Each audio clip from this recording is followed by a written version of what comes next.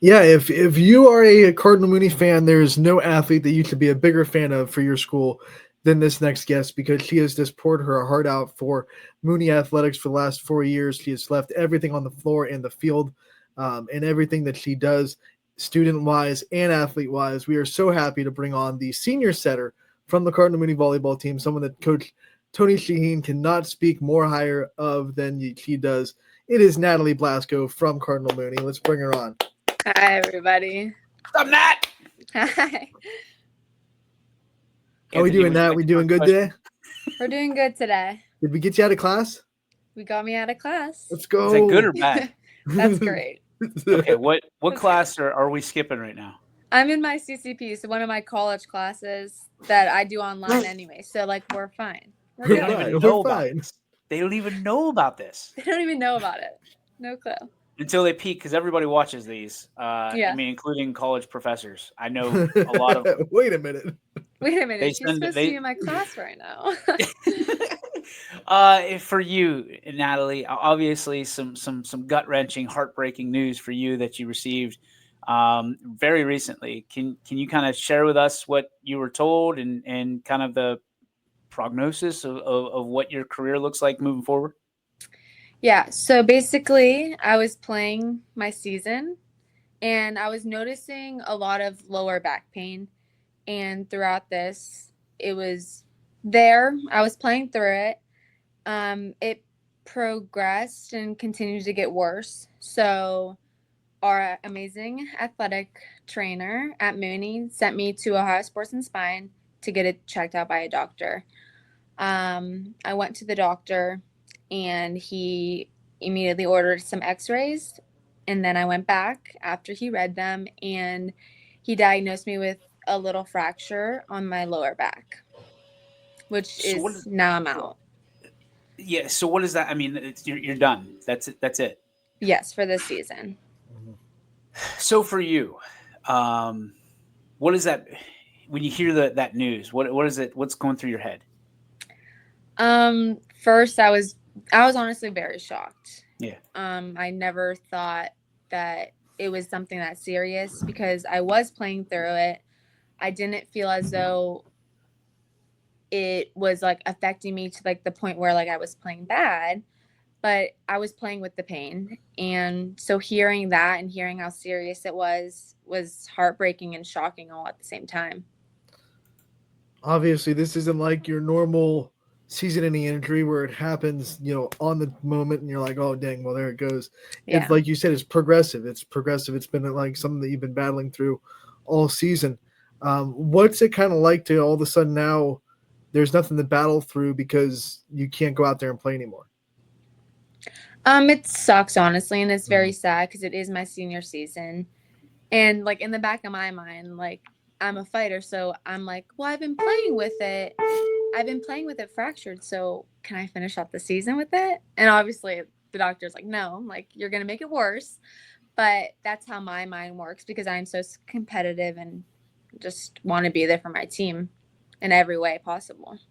So how does your focus change? Obviously, you just mentioned, and we know how competitive you are, but does your focus change to how can I help my team? Does your focus change to, obviously, you got to help yourself a little bit. You got to make sure you're doing whatever the doctors say. But how do you see your leadership role changing on this team going into the rest of the season? Because this is a real heck of a stretch that the Lady Cards are going into. So my leadership role, I don't really think it changes too much. I mean, obviously I'm not on the court to be right there in every play and contribute to every point, but I'm still on the sidelines and I'm still cheering and I'm still looking at the court while they're playing and watching what spots are open, what other ways we can score points without doing it myself or being out there to provide them with that information. I watch and I'm on the sidelines and I cheer them on. I try to just be there and score their points, say the points to score before they actually get scored. So I feel still kind of get a little point. Senior night is Thursday for you guys against East, which means you'll have everyone there for you. You'll have a lot of people put their arms around you for that night. Yeah. What's it mean to you to kind of be able to have that night where so much support's going to be shown to you, during obviously this kind of raw emotional time right now where you just got told some pretty bad news? It's gonna feel great. I mean, I have so many supporters. The Mooney families, it's very different. It's like no other, and having all those people, I'm so grateful, so very grateful for all these people, and that I have a base and a family like them. Naturally, you have a ton to look forward to this particular year being year. This just kind of diverts some of the plans that you had maybe in place at the beginning. What things are you still looking forward to for senior year, and what things are you looking to have career wise or education moving forward? I'm looking forward to my lacrosse season. I will be healed by then, as of right now. I'm looking forward to that, especially because this season was ended early for me. So that's a big thing. And then I'm also just looking forward to like all the last Ursuline game, the last class of the semester. Do you know what I mean? Like all like the last, and just like Yeah. really cherish every single moment because it is my last. When you think about this, what you can do in the classroom, your GPA, you told us before the interview, 4.3, which there are people out there that didn't even know you could go past 4. Like they're like, Yeah. 4 is the ceiling. You're like 4.3. I didn't know you can go past Obviously, 2. you've you've worked so hard in the classroom. Talk about what that's been like to juggle athletics, 2 sports, plus social life, plus school, and to come out with a 4.3 GPA. In the beginning, it was different. It was such a change, especially from like grade school and now to high school. But you'll find your own balance that works for yourself, balancing school, social life, and athletics. Um, Really, I found my own balance, and I've stuck with it this whole time, and it's got me to the point I've been at. So I'd say it's working. For you, you're showing so much courage through all of this. I mean, I'm sure in a severely emotional experience that you're going through, a roller coaster. Who's the most courageous person that you know and that you're kind of embodying right now through all of this? Um, I'd say like my mom and Tony, honestly, because Tony's with me through the sport and she's with me off the court in school every day. And she's someone that I feel like I could go to for anything. And she's just so supportive and she sees the positives in everything, which is great. And what about mom? My mom's she's always there for me. And she's my mom, so she's a little bit more like trying to be safe for me and like trying to like, do you know what I mean? So, but she's very supportive and she just wants the best for me. She's doing everything in her power from what she can do in order for me to be healthy again. I'm wondering what that conversation was like between you and Coach Shaheen after obviously that news was given. What kind of things did she kind of encourage you with and try to keep your spirits high, knowing that you were still going to be a big part of this team? So I got my results and immediately I was like, I got to call Coach Tony. It was a very rough call, very upset, but she just said sorry and she knows that I'll be there to help the team out still in every way possible that I can from my points. She just knew what to say without saying like overstepping it. Mm-hmm. I mean, you have to be incredibly grateful that your career in athletics isn't over. Looking forward to, yes, obviously, lacrosse. Was that kind of a sigh of relief for that? And does that give you something to shoot for in preparation and getting yourself ready for that season? Yes. When he first told me that I was done with my volleyball season, my next question was, what about lacrosse? It's in the spring. We have some time. And he's like, you should be fine for lacrosse. You need to just work hard at your physical therapy appointments and do what you're told. So I'm trying to stay strict with like what I'm told so that I do have a future in sports such as lacrosse. And it gives me something to look forward to. You are not going to be the last person, unfortunately, with news like this that ends their season or ends their senior season. What kind of advice would you give to someone that might, have to deal with this in the future about trying to stay positive, trying to keep that mindset of, hey, like you said before we went live, life goes on, and you have to find a way to go on with it. Yeah. So I'd say things are going to happen in life, and that's okay. You have to fight through it, but also you're on a team.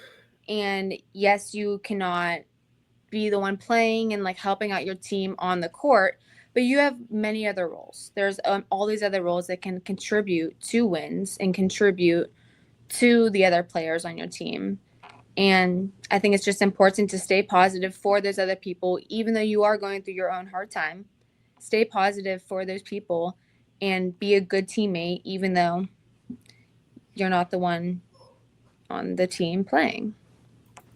You know, life's one of those interesting things that you'll learn that you have to live it forward, but you only understand it in reverse. Mm-hmm. What are you hoping to learn from this experience holistically, whether it's for this small period of time or whether it's extended or whether, you just get a little something out of it or something that changes your life? I hope to learn, I think I already have, even though we've only had one game, is to be grateful for the things that you have, because again, like, you don't know all that you have until like something's gone or taken away from you. And I just went on and played every game for, like, to the best of my ability because I wanted to win. I wanted to do it for my teammates, and now I can't do that. And I want to say like I took it for granted, but I don't think I cherished every win and every time I was with these people on the court. I don't think I really cherished it enough now that I don't have it. Talk about what's on the horizon for you after high school. What are some plans that you have for yourself with that 4.3 GPA? I'm sure there's nothing off the table for things that you can do. Yeah. So I'm undecided on where I want to go to school yet. I'm thinking Ohio State or Miami of Ohio. I would like to stay in state, but like still get like far enough away where I'm not living at home. I want like the experience and the independentness of it. I plan on going into nursing. I dream to be a nurse anesthetist. Wow. Okay. So what gets you? I can't spell that, let alone think about what it is. So what in the world is that, and how do you kind of create that path to what you want to be? So a nurse anesthetist is the one in the surgeries who, it's like the anesthesiologist assistant kind of. They give you the good stuff. Yes. Yes, they give you the good stuff. So when I was younger, I always wanted to be a surgeon. My dream was to be a surgeon. I'd say my sophomore year, I kind of looked more into like the logistics of it, and like I want a family. And you can still have a family, like, of course, but it would have been a lot.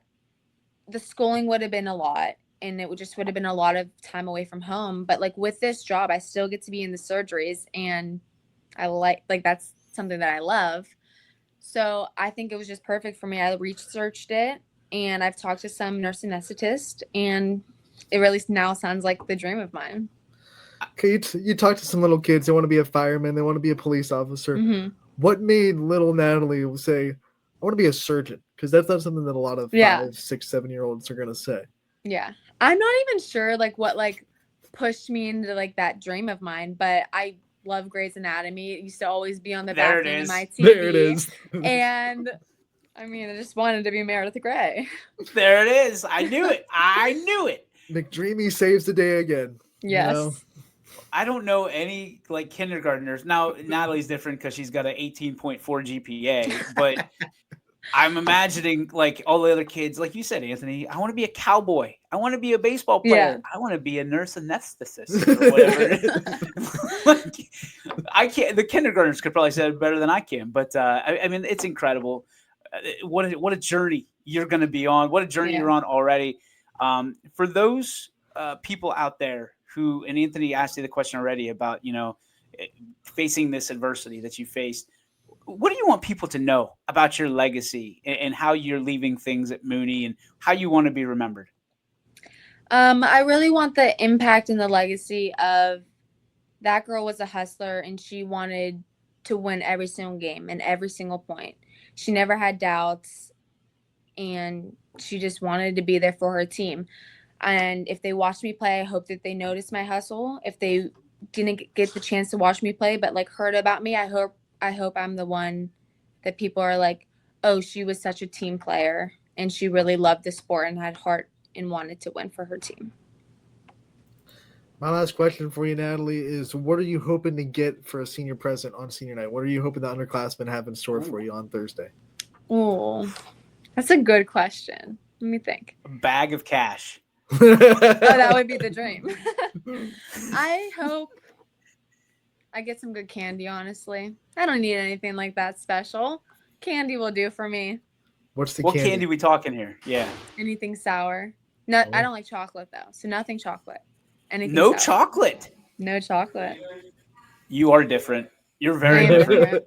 I'm different. Natalie, we can't say thank you enough for spending some time with us. And obviously, you're in our thoughts and prayers and cannot wait to see you on the lacrosse. Is it a pitch field? What is it? It's a field. I was using field. Field, yeah. Okay. Field. Either way, can't wait to see you out there. But certainly, we are rooting for you every step of the way. We're proud of you, the leadership that you've already shown. But what I think you're about to show is gonna really open some eyes, because you're certainly not afraid to stand by yourself, and you know, Yeah. and it sounds like you're going to be doing that for a while, young lady, because you are a standout individual. Natalie, thank you so much for the time, and get back to class before we get you in trouble. Yes. Okay? Thank you guys so much for having me. You got it. Ladies and gentlemen, Natalie Blasko. Thanks, Nat.